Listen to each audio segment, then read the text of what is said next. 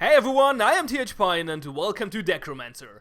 What is Decromancer, you ask? I like to call it the turn-based positional tactics board game. It's available in Steam Early Access right now, and this is what it looks like. So I called it a board game, which might be a little bit misleading, but I don't want to call it a card game, because even though the game claims to be a card game, it's not. The units you see here look like cards, but they don't act like cards. So let me explain how the game works, actually. So it's a turn-based tactics game. Basically, you summon units, and it's important where you summon them, and then they will fight. So every turn you press the summon button, and you can summon up to 3 units. Let's summon 3 barricades, because they're pretty good for blocking the enemy. And we put them down where we want to block the opponent from attacking our tiles. Then we press the fight button, and that will resolve our turn, which means all our units that will attack or use their special abilities or whatever. Our units can't. So it's our opponent's turn. He summons up to 3 units, and then his units who are not like tired still from summoning will attack. So you could see they attacked. The barricades have pretty high defense though, so they have a high chance of blocking. I will explain that a little more in detail later. So for now, let's summon more units, shall we? So we summon the last barricade, soldier and a healer, because that sounds like a good plan to me. Which guy was that? That was the stun guy, right? Yeah, he's a little mean. I'm not sure if I want to place the healer behind him. On the other hand, I don't want to take the damage. I think we do it this way. So, my barricades can't attack, so they won't do anything. But I will start attacking soon. So as you can see, it's always the same. So I've summoned up to 3 units if you have enough slots and enough resources actually, because every unit costs resources to summon as well. And then you press the fight button and your units attack, then it's your opponent's turn. Simple as that. So yeah, attacking, how it works attacking, well, let me summon first more units first. Let's summon some archers. And then let me explain the stats and stuff. So as you can see, unit has health, defense, and attack, and sometimes special abilities. If you click on a unit, you see what kind of attack it does. Like he attacks 1 time in ranged combat, and if you click on him, you see his target area. So you will attack one of them randomly. The percentage is the chance of actually dealing damage, so breaking the defense, and it's based on the attack. And the defense value. So 1 attack, 1 defense means 50% chance of block. If you have 2 attack, 1 defense is 2/3 and stuff like and so on. So yeah, let's summon more archers, because archers deal damage, which is good. So this guy doesn't have an attack, but he has a heal, as you can see, and he will heal 1 time lowest HP target. So you see he will target the targets around him. He can obviously not heal the barricades. What's their name? They're not called barricades. The siege screens, because they're not alive, I guess.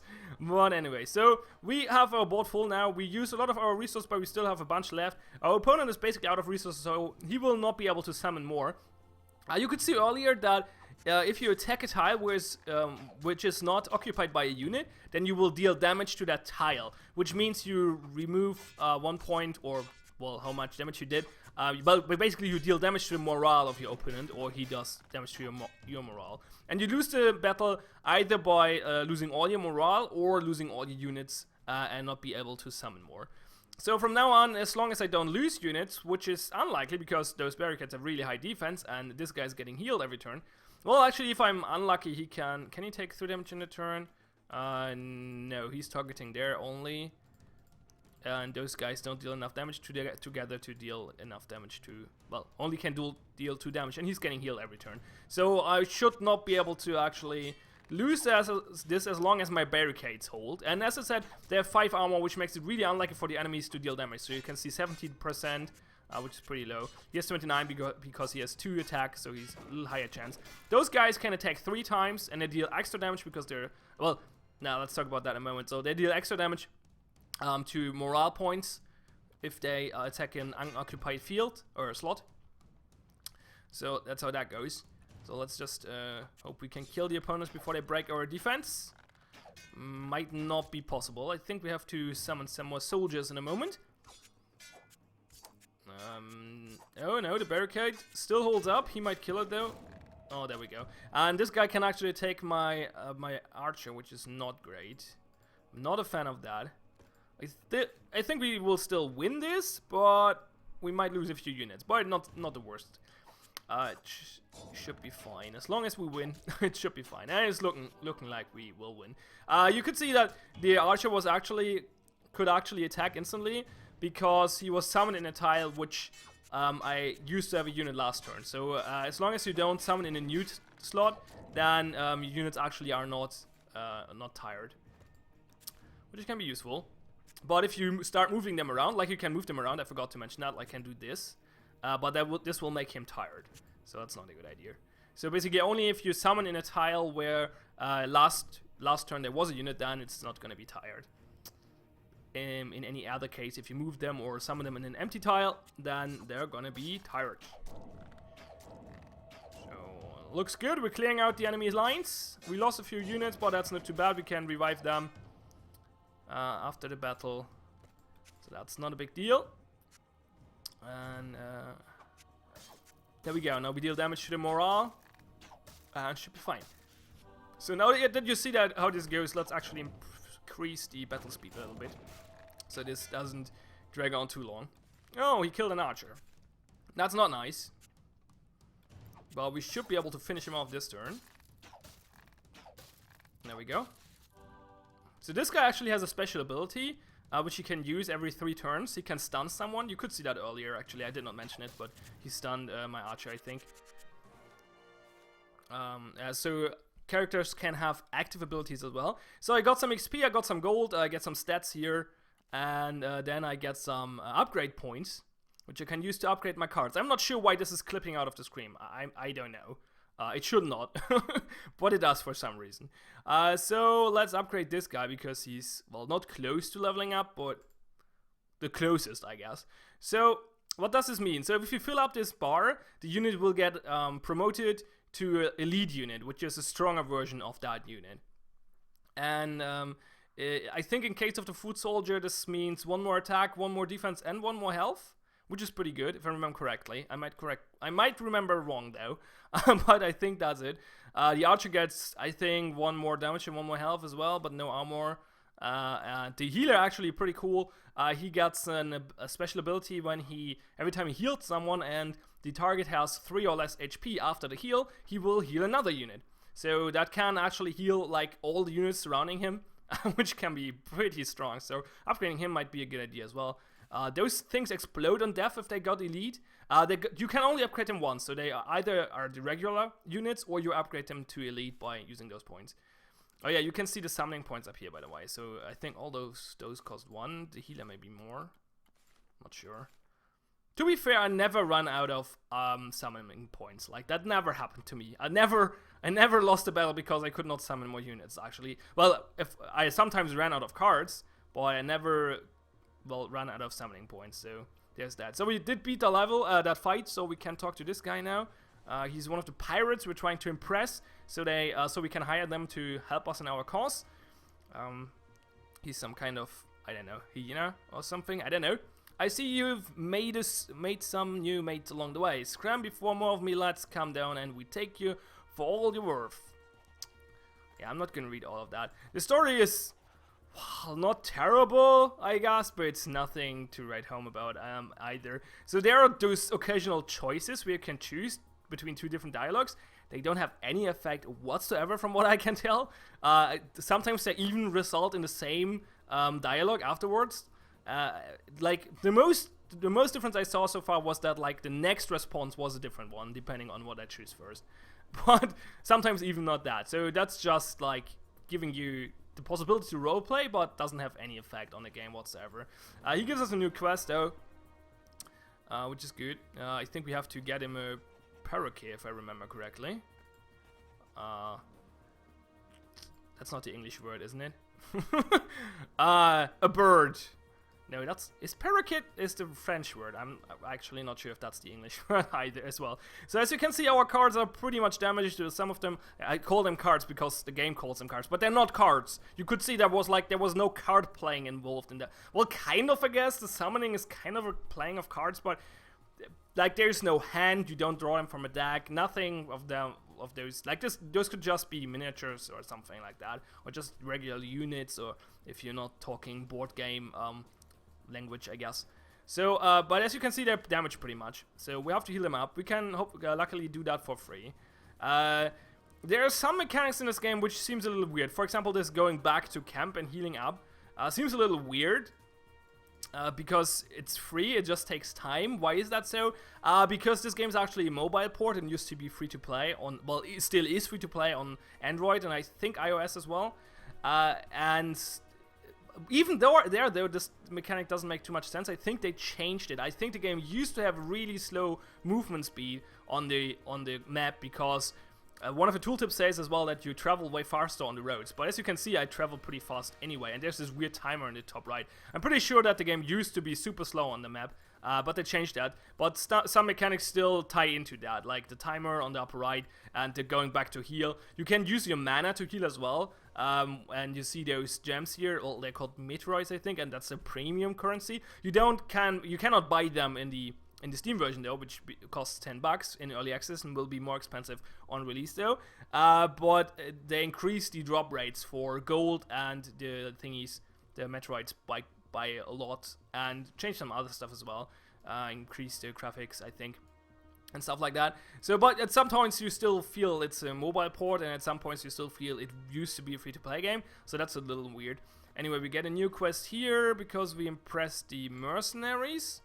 Yeah, we're trying to impress people so we can hire them, so they help us to get through the land here.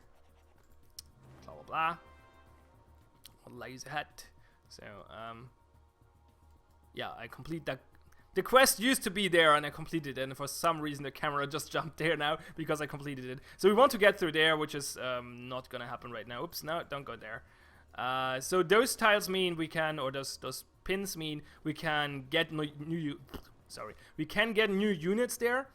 As you can see, I can buy more foot soldiers or archers or more siege screens. Buying another siege screen might not be the worst idea ever, but let's get some other units first. Necromancer priest. No, let's not get him. I think we can get some cool units here. Those guys are pretty good. Yeah, they attack multiple units, which is cool. And they have pretty high defense and health as well. I think I want to get some of those. They're quite expensive though. Let's still get some, shall we? As you can see, the game restricts you in how many units you can have. You can retire them though. You can say like, well, there's a button, retire, and he will be gone for good. Or you can unlock more slots by either paying with gold or meteoroids. So yeah, as I said, you feel in a lot of cases that the game used to be a mobile port and used to be free to play. But it's not too bad. Like, it's not in your, well, it's in your face quite a bit, but it's not annoying. Like, because as I said, they increase the drop rates by a lot, and so you're not tempted to, like, you cannot buy meteorites obviously, but you don't feel like you should be able to. Why is this still green? I don't know. Oh, more missions. Wait, is that a bug? Or was that, I should have read the text. I'm not sure if he's, am I completing the same mission over and over again? I think I am.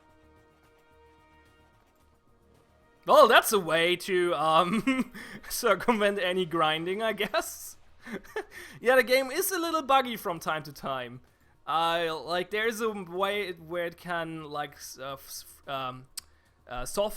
lock itself, and you have to kill it to actually quit the game. And there's like sometimes those pins disappear and you have to restart to have them reappear, and apparently this mission is completable multiple times, which would give me unlimited resources, but let's not do that. Instead get into another battle. I actually want to impress more. Oh no, I have to get the parakeet. What's a fucking, god damn it, I know the word for it, and I'm pretty sure it's not parakeet. Parrot, isn't it? It's parrot, right? I think it's parrot. Yeah. Sorry. So we have to fight those guys to continue going here. It's a pirate gang. So let's see how we can deal with those. Some smack talk, and then they summon units. Oh yeah, for some reason there's this mechanic. If you get a new unit for the first time, you have to double click it to turn it around to see what it is. I mean, it's a little weird, but it makes sense to tell the player, hey, here's a new card you did not see yet. And yeah, I say it card again. I'm trying to avoid saying card because they're not card, but they look like cards. But they don't. They are not. They're totally not cards. So what's that? That's the elite soldier. Oh wow, yeah. That. Yeah, as I said, 5. Oh, he is actually a 5 health. Wow, those are so good. I want to upgrade them. They're really good, in my opinion. Well, fairly good. They're way better than the default units, I guess. There are some other really strong units, though. So we could go for something like this. Actually, for something like this, probably. What do we want to block? We want to block those guys, I guess. Actually, let's get here. Let's take 2 damage from him. That's okay. Because like he has defense, so dealing damage against him is harder. Oh, actually, oh, they're attacking 2 targets. Like they attack all targets in range, but their range is like 2 tiles to the back. Not. I expected something like that, but I guess it says long range. No, it doesn't. Huh. Weird. Yeah, the description is like it's not always completely clear what the attack range of a unit is, but when you click on it, you can see it. So that's probably good enough. So let's see. So we take some moral damage here, but that should be okay. Let's just summon 1 soldier, something like that. Reposition it potentially. Actually, the soldier is really bad. This might become a problem. Do I want to get... Actually, I probably want to do it this way. We might have to swap out the soldier from time to time, though, because these guys will deal a lot of damage to him. Let's see what we can do. Oh, not another new unit. What's that? Oh, that's the elite archer. Yeah, he's... As you can see... Oh, actually, he doesn't... Oh, no, he doesn't have increased damage, but he attacks twice, right. And he has 1 more health. So, let's see... Summon a few units. Kinda wanna get the... No, let the soldier there chip. Hopefully it's fine. Let's see. So yeah, the... What? Oh, goddammit, the soldier's down already. The phalanx is pretty strong, as you can see here. So that was worth buying, I guess. Let's go this way. I wanted to have the soldier in here so I can level him up after the fight, but now he's dead, so I can't do that anymore. So too bad, I guess. So the game is... I actually kind of like the game. It has its problems, but it's still enjoyable, I think. However, I enjoy it on my phone right now. I play it on my phone quite a bit, because like I feel there are better things to play on when I'm on my PC. But for a phone game, it's really good. Like there are not too many really good phone games, and a lot of good games don't work on a phone either because of touchscreen and small screen and other requirements. Or restrictions, I should say. So for a phone game, this is really good, but I feel like on PC there are better things to get. Especially for $10, that's quite a bit. Especially because in the free-to-play version, in the mobile free-to-play version, like the microtransaction stuff is not inversive at all. Like similar to here, it's quite in your face in a lot of places, but it's not really annoying because you're still getting a lot of resources. Let's upgrade those guys. Well, 90 points. Well, that will take a while. Because you get a lot of resources anyway. I think they changed, like, they rebalanced a lot of stuff. It feels like this game was way more grindy on mobile before, and they changed it, and then they made it even well better or more. Well, you get even more rewards and stuff in the PC version, I guess. So that's the impression I get. What else is there to talk about? Let's not get into another battle. Oh yeah, you can get spells later on, but they're like one-time uses. I don't think they're like, I did not come into a situation where they're worth the money, but it's quite kind of annoying if the opponent used them, so that happens. That's a piece of lore. What else is there? That's basically it for the campaign modus. As you could see here, like what can you do with those Metroids? Let's talk about that really quickly. So you can buy some units. This unit is only available for Metroids. You can refill your mana, but the mana is pointless since you can go back to camp anyway all the time. Like I think that's another old mechanic. Like it used to be this way that to go back to camp, you take a lot of time, so you don't want to do that all the time. So you heal with mana and you replenish you refill your mana with Metroids. So what else can you do with? But that's completely pointless now because you can just go back to camp really quickly, and you can do that in the mobile version as well. So I don't know, I think they should actually remove that and somehow change that around. They actually could remove the camp mechanic altogether and just heal you after every battle. I don't know, it's a little weird. And there's a teleport as well. I never use it because you're so quick now. So that's another thing. Like, it feels weird, but still, it's an enjoyable game, at least on mobile. And I feel like the mobile version is less buggy as well, but I'm not 1% sure on that. So for Metroids, you can also buy those upgrade points, and you can get all the stuff you can buy with gold, like the unlock slots stuff and stuff like that. So let's actually jump out of the story mode really quick. Let's take a look at the option menu really quick. So you have separate sound sliders, which is cool. You can change the map details, turn off the gloss effect, and you can change battle speed. So this is a pretty decent option menu for a game like that, especially for a mobile port. That's pretty okay. We have resolution options as well. Actually, it's a Unity game, so you get a launcher pre-game where you can change the resolution options and switch between window and full screen. And the window mode is automatically borderless window, so that's cool. I like that. So let's take a look. What else? Quick battle. You can do a quick battle against other players. I think you have to use the Steam friend system for that, though. Oh no, actually it's local co-op, right? Not co-op, local PvP, I remember. So you can play hot seat basically, and that's like a challenge battle, right? Oh yeah, you unlock those in the campaign, and you can basically, it's an endless, like it's a survival mode. So we fight all Clinky. I'm not gonna do that now. I only unlocked him because it takes a while. You fight him and he will throw. He cannot die. He cannot lose. It's all about how many units can you kill before you run out of resources and cards and stuff like that. So let's get out of that though. And let's take a look at the new game options, because there are a few. So you can change your name, your portrait, only 4 available I think, or 5. 1, 2, 3, 4, 5. No, that's 4, right. 1, 2, 3, 4. Yeah, it's 4. You can change background color, and you can activate permadeath. Do not do this on your first playthrough. I'm someone, if I jump into a new game, I usually pick the hardest difficulty and activate Iron Man mode and whatever. So when I did this the first time, I clicked this button, which turned out to be a mistake, because not only will you definitely lose units in the early game, and this will probably force you to restart the game, because you don't really know what you're doing yet. And also it will skip the tutorial, which is not great if you did not play the game before. So yeah, don't do that on your first playthrough, I propose. Well, it's on you, I guess. You saw how the game works now, so maybe you have a chance. There's one more last really weird thing about this game. You cannot leave it.